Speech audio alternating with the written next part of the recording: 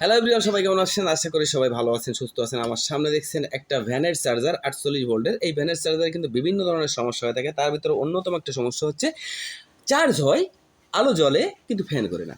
তো আজকে এই ভিডিও থেকে আমরা জানবো কেন ফ্যান করে না। ফ্যান চেক করে দেখছেন, ফ্যানটা আসলে ভালো আছে। তো বন্ধুরা দেখেন, ফ্যানের লাইনটা কিন্তু এখানে আমি দেখাচ্ছি। ফ্যানের যে লাইনটা আমি কিন্তু কেটে দিয়েছি। এখানে দেখেন ফ্যানের লাইনটা কেটে দিয়েছি, কিন্তু চার্জ হচ্ছে, ফ্যান ঘুরছে না। সেক্ষেত্রে কিন্তু আমাদের চার্জারটা নষ্ট হয়ে যেতে পারে, যে কোনো মুহূর্তে চার্জারটা নষ্ট হয়ে যেতে পারে গরম হয়ে। তার জন্য কী করতে হবে, আমাদের ফ্যানটা কিন্তু ঘোরাতে হবে। ফ্যানটা খুলে চেক করে 12 ভোল্টের দিয়ে চেক করছি, ফ্যানটা ঠিক আছে। তো কেন ঘুরছে না? তো দেখেন বন্ধুরা, এখানে কিন্তু কয়েকটা আইসি আছে, দেখছেন? এই আইসিগুলো কিন্তু কন্ট্রোলিং আইসি। এখানে যে আইসিটা আছে, এই আইসির সাথেও কিন্তু সম্পর্ক আছে যে আপনার ফ্যানটা কেন ঘুরছে না এবং চার্জ ফুল হচ্ছে না, চার্জিং ডেলিভারি সমস্ত কিছু কিন্তু এই আইসির সাথে সম্পর্ক আছে। কিন্তু এই সমস্যাটা কিন্তু আইসির জন্য না। এই সমস্যাটা খুবই সিম্পল একটা সমস্যা।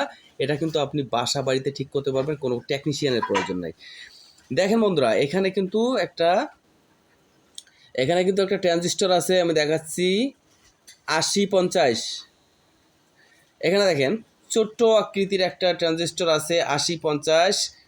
এই যে এই ট্রানজিস্টরটা যদি নষ্ট হয়ে যায় তাহলে কিন্তু আমাদের ফ্যান ঘোরে না। এটা একটা সুইচিং ট্রানজিস্টর। এই ট্রানজিস্টরটা নষ্ট হলে ফ্যান কখনো কোনোভাবেই ঘোরাতে পারবেন না আপনি। তো আপনি ফ্যান ঘোরাতে পারবেন, আরেকটা অপশন আছে সেখানে। এই এই যে তারটা আছে, এই তারটা আপনি নেগেটিভে লাগিয়ে দিলে ফ্যানটা ঘুরবে, কালো তারটা। কিন্তু যদি আপনি ওই অবস্থায় ফ্যানটা ঘোরাতে চান তাহলে ঘুরবে না।